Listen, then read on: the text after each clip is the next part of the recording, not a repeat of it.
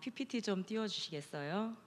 하나님 나라와 나라 복음과 제자도라는 책은 크게 세 단락으로 나누어져 있습니다. 잠시만요. 제가 원고를 한 번 더 보고 온다는 게 원고가 다 뒤집혔습니다.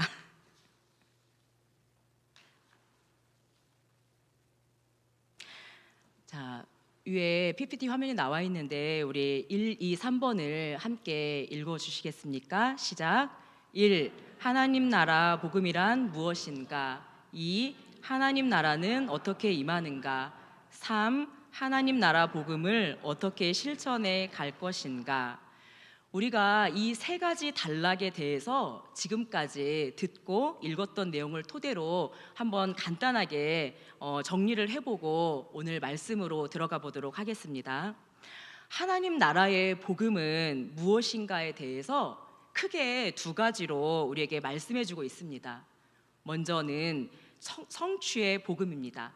하나님의 원대한 구원 계획이 메시아 예수 그리스도로 말미암아 이루어졌다라고 말씀하셨기 때문입니다. 또 하나는 해방의 복음입니다. 사람이 죄와 사탄에게 묶여서 죄의 노예인 상태에 있을 때 예수님을 믿는 사람들은 죄와 사탄으로부터 해방되며 그 해방의 가시적 표지로서 치유와 귀신 축출의 사역을 행하셨기 때문입니다. 세 번째, 하나님 나라 복음을 그러면 우리는 어떻게 실천해 갈 것인가는 이 방법에 대해서는 십자가와 부활의 사역인데요. 예수님은 이에 앞서 12명의 제자와 또 제자 공동체, 즉 교회를 통해서 하나님 나라의 비밀을 가르쳐 주셨습니다. 그래서 교회의 모든 활동은 예수님의 명령들을 가르치고 배우며 실천하는 것에 초점이 맞추어져 가야 하는데요. 이러한 내용들은 책 뒤로 갈수록 더 자세하게 구체적으로 나와 있으니 우리 성도님들께서 계속해서 잘 읽어주시고 또 다음 설교자들이 좀 더 구체적으로 말씀을 전하실 때 잘 들어주시면 감사하겠습니다. 어떠십니까? 벌써부터 기대가 되십니까? 저는 우리 담임 목사님 표현을 잠깐 빌리자면 이 책을 읽으면서 여러 번 읽었지만 정말 만만치 않구나라고 생각을 좀 했습니다. 성도님들은 괜찮으십니까? 오늘 함께 나눌 말씀은 그러면 하나님 나라는 어떻게 임하는 것인가에 대한 두 번째 단락 중에 첫 번째 챕터입니다. 하나님 나라가 임하는 방법에 대해 예수님의 비유를 알려면 먼저 선민의 삶을 살아왔던 유대인들이 말씀을 어떻게 보는지, 우리와 어떻게 시각이 다른지 이것들 좀 알아야 합니다. 단도직입적으로 말씀드리면 유대인들이 기다리는 메시아는 전쟁의 소용돌이 속에서 또 제국의 속주에서 해방시켜줄 수 있는 다윗 왕과 같은 그런 지도자를 가리키며 기다리는 것입니다. 왜냐하면 유대인들은 북이스라엘이 멸망하고 또 남유다에서 포로로 끌려가기까지, 그러니까 다윗 왕조부터 남유다의 멸망까지 약 590년의 그 시간들을 독립국가로 지내왔었는데요. 이뿐만 아니라 뒤에 로마 시대 전에 하스모니안 왕조를 통해서 약 100년간의 독립국가를 가져왔기 때문에 그 이외에 남은 시간들은 모두 다 제국의 속주하에 놓여 있었기 때문입니다. PPT를 한번 보시겠습니다. 지도가 잘 보이십니까? 이제 지도가 계속해서 나오실 텐데요. 우리가 지도를 평상시에 보지 않기 때문에 좀 익숙하지 않습니다. 그래서 오늘 말씀에 보여지는 지도를 조금 편하게 보실 수 있는 방법을 설명해 드리자면 여기 오른쪽 끝에 아래에 바사 페르시아만이라고 써 있는 이 바다를 주목하여 보시면 이 다음 제국들이 얼마만큼 영토가 확장되어져 갔는지, 그에 비해서 유대 땅은 언제까지 속주 제국으로 있는지 조금 편하게 보실 수 있습니다. 처음 지도는 아수르라는 제국의 지도입니다. BC 722년도에 북이스라엘은 이 아수르, 다시 말해 아시리아라는 이 제국에 의해서 멸망을 당하고 말았습니다. 하나님께서는 다윗 왕과의 그 언약을 기억하시면서 남유다에게 계속 회개를 촉구하면서 시간을 좀 두셨습니다. 그런데 이 남유다가 끝까지 회개하지 않고 하나님께 범죄함으로 인해서 이 아수르 제국의 다음 제국인 바벨론 제국에 의해서 이 아수르 제국도 멸망당하지만 남유다는 포로로 끌려가게 됩니다. 페르시아만 보이십니까? 아까 아수르 제국보다는 조금 더 확장된 영토로 보이시죠? 이 당시에 한 국가가 멸망하면 그 전에 있던 국가를 그대로 흡수하면서 플러스 제국을 조금 더 영토를 조금씩 더 확장해 나가는 추세입니다. 그래서 바벨론은 조금 더 영토가 확장되었습니다. 이렇게 바벨론의 포로로 끌려가 있던 남유다가 결국은 돌아오지요. 하나님의 약속대로. 그런데 이 바벨론은 어떠합니까? 그 다음 나라인 어떤 나라입니까? 바사, 곧 바사메대, 페르시아라는 나라에 의해서 이 바벨론이 멸망을 당하게 됩니다. 자, 이 페르시아는 조금 더 확장이 됐어요. 이제 어디까지 갔나요? 인도양해까지 이르게 됐지요. 엄청 넓은 제국을 갖게 되었습니다. 이렇게 페르시아라는 제국도 영원할 것 같았는데 페르시아도 결국은 알렉산더 대왕이라는 전쟁의 신과 같은 존재에 의해서 이 제국이 멸망당하게 됩니다. 그래서 알렉산더 대왕이 무슨 제국을 만들었나요? 헬라 제국을 만들었지요. 그런데 이 헬라 제국은 영원할 것 같지만 마찬가지로 알렉산더 대왕이 젊은 나이에 죽고 만 결과로 나라가 4등분이 되게 되었습니다. 그 과정 가운데에서 우리가 주목해야 될 부분은 유다 땅인데요. 4등분 된 왕조 중에서 유다를 배경으로 북쪽에는 뭐라고 써 있나요? 혹시 큰 글씨로? 네, 셀류코스 왕조라고 써 있지요. 유다를 중심으로 아래 남쪽에는 어느 왕조입니까? 프톨레미 왕조가 있으면서 이 두 왕조 사이에서 이제 유다 땅은 고래등 싸움에 새우등 터지는 시간들을 약 150년 정도를 겪어냅니다. 그러니까 이 남유다는 언제부터입니까? 아시리아, 바벨론, 페르시아, 그 다음에 헬라, 마지막으로 이 두 왕조에 의해서 지금 시간이 흘러가고 있는 상태에서 단 한 번도 다윗 왕 때의 그 영화를 회복하지 못하고 계속 이 나라 저 나라에 끌려다니면서 속주 아래 놓여서 세금 갖다 바치고 또 전쟁에 끌려가고 이렇게 힘겨운 생활을 하고 있던 것입니다. 그나마 여기까지는 괜찮았는데 이제 큰 제국의 양대 산맥인 이 셀류코스 왕조와 이 프톨레미 왕조 이 사이에서 정말 힘들게 고생을 하는데요.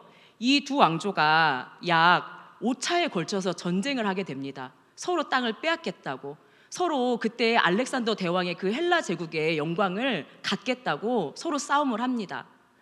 그런데 싸움을 어디서 하냐? 자기 나라에서 안 합니다.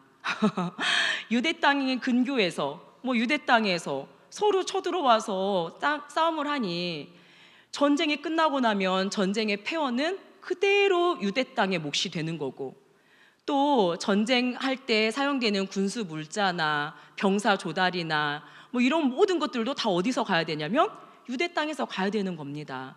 그러니까 셀류코스 왕조가 조금 힘이 세서 유대 땅을 속주로 삼으면 그쪽에 갖다 바쳐야 되고, 프톨레미 왕조가 힘이 세져서 이쪽 속주가 되면 여기다 바쳐야 되고, 양쪽의 전쟁에서 이기는 편이 내 편도 아닌데 그 이기는 편에다가 항상 세금을 갖다 줘야 되고 전쟁 배상금도 여기서 내야 됩니다. 그러니 얼마나 힘들겠습니까? 우리나라도 대통령 임기가 끝나면 또는 국정이 바뀔 때마다 바뀌어지는 국정 정책들이 있는데, 그게 바뀔 때마다 가장 힘든 바뀐 정책이 무엇인지 혹시 아십니까? 바로 아이들 교육 정책입니다. 수능의 시스템이 바뀌어버리면 이 아이들은 그동안 준비해왔던 그 시스템대로 가지 못하기 때문에 그야말로 멘붕 상태에 오게 되는 것입니다. 이 전쟁이 왔다 갔다 제국이 변했다 바뀌었다 할 때마다 이스라엘 백성들은 내는 세금도 달라지고 또 그 나라의 문화의 관습도 달라지고 그 나라에서 원하는 모든 것들도 다 바꿔서 따라가 줘야 되는데 얼마나 힘이 들겠습니까? 이렇게 5번의 전쟁이 거의 막바지에 이를 때쯤에 한 마캅이라는 그 유대인 제사장 가문에서 항쟁으로 들고 일어섭니다. 그리고 전쟁에서 승리를 하여서 그 가문에 하스모니 왕조를 세워줍니다.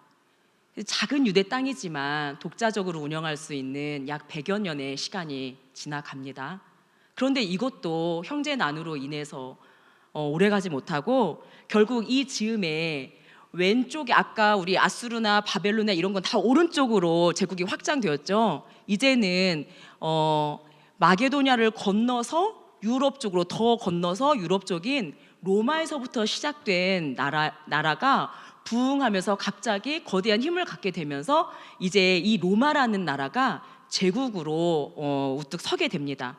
그러니까 이 로마라는 제국이 앞서 봤던 그 셀류코스 왕조며 유대 땅이며 프톨레미며 저 일대 모두를 다 로마가 지배하게 되었던 것입니다.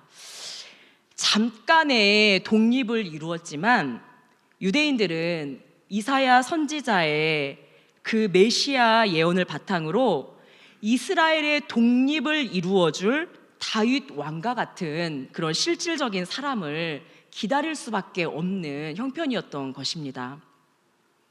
그래서 그들이 바라는 하나님의 나라는 눈에 보이는 하나님의 나라입니다. 하나님의 나라는 그 유대인들이 정말 누구 눈치 보지 않고 어떤 관습에 얽매이지 않고 하나님께 당당하게 떳떳하게 성전 제사를 드릴 수 있는 그 하나님의 나라를, 그 독립적인 하나님의 나라를 세우는 것이 그들의 소원이었던 것입니다.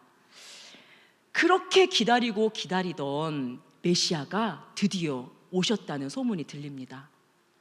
이 메시아이신 예수님은 가난한 사람들에게 빵을 나눠줍니다. 그리고 병든 사람들에게 그 병을 고쳐줍니다. 심지어는 죽은 사람도 살립니다. 그리고 물 위를 걷기도 하십니다.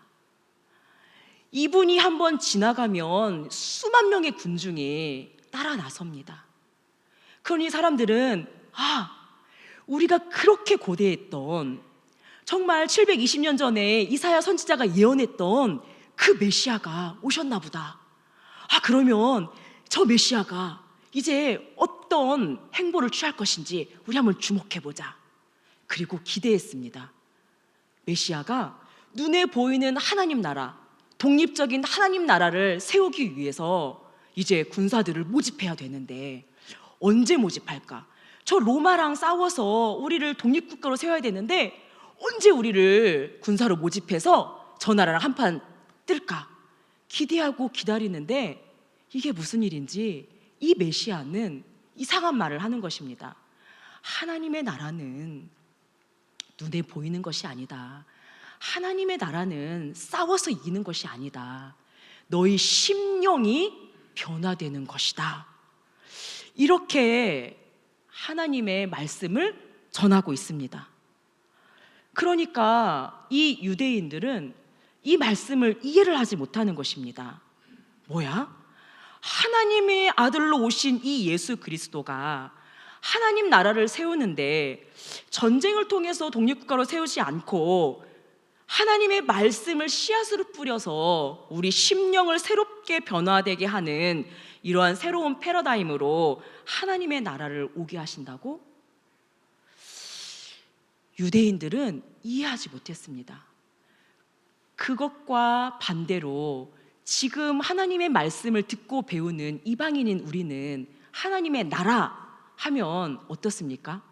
정말 하나님의 나라가 천군 천사로부터 내려와서 우리 나라를 우뚝 부국 강병으로 세워줄 그런 나라가 기대가 되십니까? 아니지요. 우리는 그렇게 배우지 않았습니다. 우리는 처음부터 예수님은 하나님의 아들이시며 말씀이신 하나님 그 자체가 육신으로 이 땅에 내려오셨다는 것을 배우고 익혔기 때문에 하나님의 나라가 말씀으로 씨 뿌려지는 것에 대해서 우리에게는 거부감이 전혀 없습니다. 그러나 1세기를 살아가는 그 유대인들에게는 예수님의 말씀이 이해되지도 않았을 뿐 아니라 그 말씀에 대적하는 지경에까지 이르게 되었습니다. 물론 모두가 다 그렇게 대적한 것은 아닙니다. 예수님의 말씀을 따르는 자가 있고 예수님의 말씀을 대적하는 자, 이렇게 두 부류가 나눠지게 되었습니다. 그 두 부류 중 예수님의 말씀을 믿지 못하고 대적하는 자에게 예수님께서 오늘 본문 13장 14절 5절 말씀을 주셨습니다. 우리 함께 읽겠습니다. 이사야의 예언이 그들에게 이루어졌으니 일러스되 너희가 듣기는 들어도 깨닫지 못할 것이요 보기는 보아도 알지 못하리라. 이 백성들의 마음이 완악하여져서 그 귀는 듣기에 둔하고 눈은 감았으니 이는 눈으로 보고 귀로 듣고 마음으로 깨달아 돌이켜 내게 고침을 받을까 두려워함이라 하였느니라. 아멘. 여기 보면 눈으로 보고 귀로 듣고 마음으로 깨달아 돌이켜라고 말씀을 하셨는데, 유대인들은 귀로 듣고 눈으로 봄에도 불구하고 마음으로 깨닫지 아니하고 돌이키지 않았다라는 말씀입니다. 그래서 예수님은 그들이 하나님 나라의 말씀을 듣고도 귀를 기울이지 않고 이해하려고도 하지 않고 회개하려고도 하지 않는 그들의 완고함을 심판하기 위함이라고 이 말씀을 인용하신 것입니다. 그렇다면 이제 우리는 하나님의 나라를 어떻게 받아들여야 하겠습니까? 먼저 하나님의 나라는 씨 뿌리는 자가 씨앗을 뿌리는 것으로 시작된다라고 하셨습니다. 씨앗은 하나님의 말씀입니다. 그래서 하나님의 말씀은 진리이기 때문에 이 씨앗은 절대 변하지도 않고 상하지도 않습니다. 그리고 이 씨앗을 통해서 뿌려진 밭에 씨앗이 자라는데, 다만 이 씨앗이 어떻게 변하는지는 떨어지는 땅에 따라서 결과가 달라지게 된다라고 말씀을 합니다. 씨앗이 떨어지는 곳을 예수님께서는 사람들의 마음 밭이라고 비유를 통해서 4가지로 말씀하셨는데요. 저도 오후 예배 때 저기 뒷자리에 앉아보면 이제 점심 먹고 여기 예배당 안이 따뜻하게 데펴지니까 슬슬 졸리더라고요. 그래서 이 시간에 제가 맨 앞칸에 있는 단어를 읽으면 그 옆줄은 우리 성도님들이 한번 읽어주시는 걸로 하겠습니다. 자, 시작해도 될까요? 네, 길가,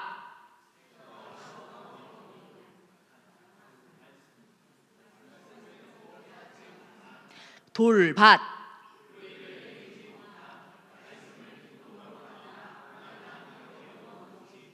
가시떨기,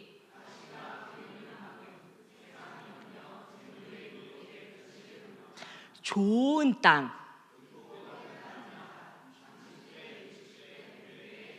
감사합니다. 이 세상 식물이 자라는 데 필요한 공통점이 한 가지 있다면 그것은 바로 뿌리를 내려야 살 수 있다라는 것입니다. 위에 보시면 아시겠지만 길가나 돌밭은 뿌리를 내리기에 적합하지 않은 곳입니다.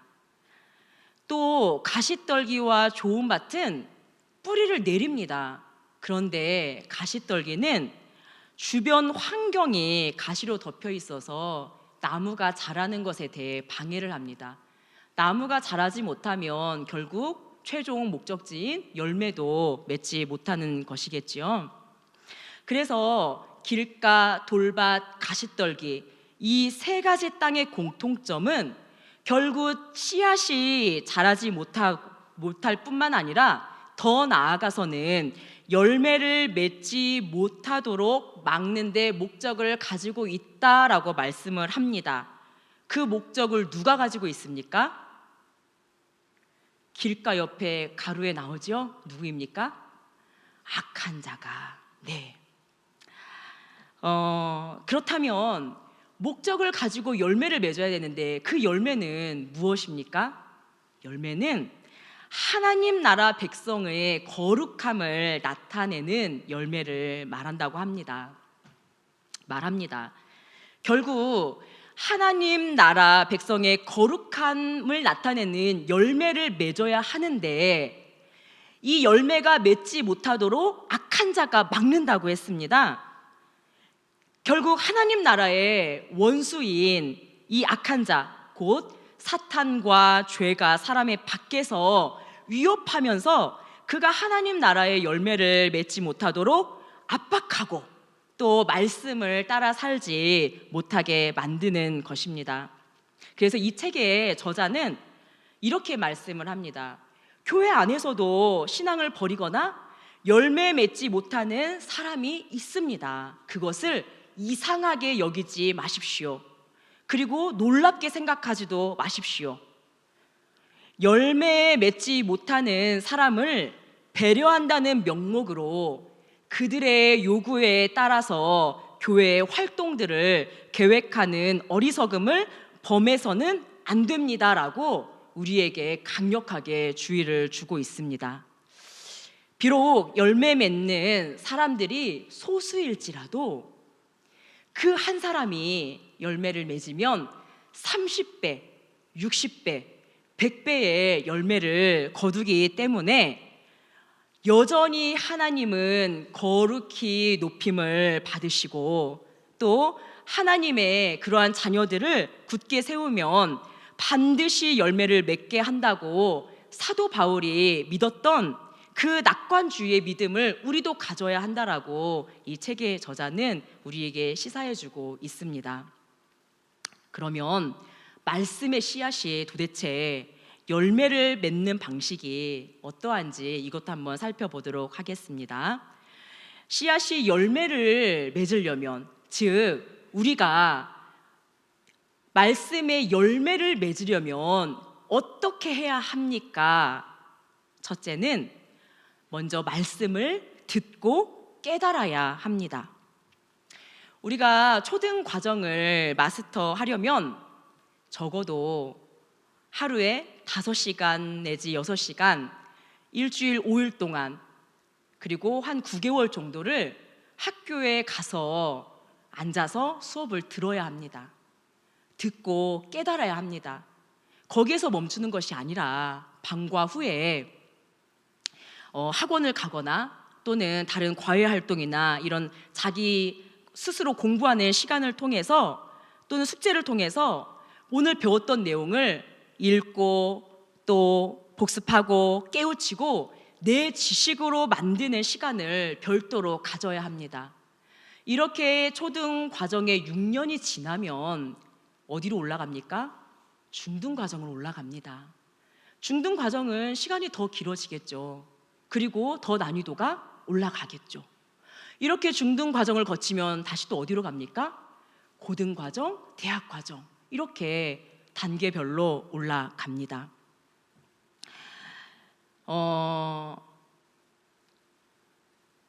우리가 이렇게 중등 과정을 거쳐가고 고등 과정을 거쳐가면서 학습에 대한 이해도와 지식의 수준을 좀 향상되는 것을 계속 가져가야 되는데 만약에 초등 6년 동안 이러한 과정 없이 학교에 가서 가만히 앉아 있다가 복습도 하지 아니하고 자기 숙제도 하지 아니하고 그냥 6년의 시간 동안 학교에만 앉아 있다가 중등 과정으로 올라갑니다. 중등 과정에서도 아무것도 하지 않고 그렇게 시간을 보내고 또다시 고등 과정도 그렇게 갔다고 가정을 해봅시다. 이 사람에게는 어떤 깨달음이나 이해도나 지식의 수준이 올라가 있을까요? 절대 그렇지 않습니다. 사도 바울은 신앙에 빗대어 이것을 어떻게 표현했냐면요, 우리 나와 있는 히브리서를 한번 같이 읽도록 하겠습니다. 시작. 젖을 먹는 자마다 어린아이니 의의 말씀을 경험하지 못한 자요, 단단한 음식은 장성한 자의 것이니 그들은 지각을 사용함으로 연단을 받아 선악을 분별하는 자들이니라. 아멘. 사도 바울도 말씀을 듣고 깨닫는 경험이 있어야 신앙이 성장해 가는 어린아이와 또 장성해 가는 단계로 나아감에 따라 달라진다고 말해주고 있습니다. 세상의 학문도 그러한데 우리의 신앙도 그러하지 않겠습니까? 이거는 제 말이 아니라 이미 2000년 전에 그 사도 바울 선생님께서 말씀해 주신 진리입니다. 우리의 신앙도 그러합니다. 신앙의 연수가 오래되었다고 해서, 직분을 가지고 있다고 해서 자동으로 장성해 가는 것은 아니라는 것입니다. 그러므로 우리가 말씀의 열매를 맺으려면 말씀을 듣고 깨달아야 한다라는 것입니다. 둘째는 이 말씀을 받으면 인내로 지키는 것입니다. 이것은 무슨 말씀이냐면 인정하고 받아들인다라는 것입니다. 즉, 아까 그 PPT 화면 좀 띄워주시겠어요? 즉, 내 마음이 길가일 수도 있고 돌밭일 수도 있고 가시떨기 밭일 수도 있다라는 것입니다. 신앙생활을 오래 하다 보면요, 또 직분을 가지고 계속 주의를 하다 보면요, 사람들은 의뢰이 내 마음은 좋은 밭이지, 이렇게 생각하는 경우가 있습니다. 비단 그분들만 그런 것이 아니라 여기 서 있는 저도 마찬가지로 그런 우를 범할 때가 아주 종종, 그리고 너무 자주 많이 있었습니다. 나는 좋은 밭이지. 왜? 나는 목사잖아. 왜? 나는 맨날 새벽 예배 하잖아. 왜? 나는 매일 기도하고 말씀 읽잖아. 나는 좋은 밭이지. 이렇게 착각의 늪에 빠질 때가 있다라는 것입니다. 그러면 여기 서 있는 저만 그러할까요? 나는 주일 예배를 빠지지 않으니까, 나는 새벽부터 나와서 열심히 봉사를 하니까, 나는 새벽 예배를 열심히 나가고 있으니까, 내가 목사인데, 내가 장로인데, 다 권사잖아, 나 집사잖아, 이렇게 어떤 직분과 봉사의 안전장치를 걸어가면서 나도 모르게 나는 그냥 좋은 밭일 것이다라고 의뢰이 생각한다는 것입니다. 그런데 혹시 그거 아십니까? 저희 집이 농사를 지어서 많이 봐서 아는데요, 아무리 좋은 밭이라 하더라도요, 한 해의 농사가 끝나고 다시 씨앗을 뿌릴 때에는 그 밭을 갈아엎습니다. 아무리 많은 수확을 걷어냈다 하더라도요, 가을 거지가 끝내면 비닐을 걷어내야 합니다. 이렇게 수확이 다 끝날 때마다 밭도 갈아엎고 비닐을 걷어냈다 하더라도요, 그 밭에, 그 밭 고랑에 물을 데워주지 않으면요, 흙이 퍼석거리고 영양이 없어집니다. 그래서 씨앗이 자라지를 못합니다. 생명이 공급을 받지 못하게 됩니다. 설사 밭을 갈아엎고 비닐을 다 걷어내고 물을 흡족하게 주고 했다 하더라도요, 그 땅에 농사를 짓지 않고 내버려 두면 그 땅은 그냥 황폐한 돌밭이 되어 버립니다. 주님께서는 우리의 마음을 이 땅에 농사 짓는 땅으로 비유하셨습니다. 그러면 우리도 주님의 말씀에 따라서 우리의 마음이 어떠한 밭인지 한번 돌아봐야 할 것입니다.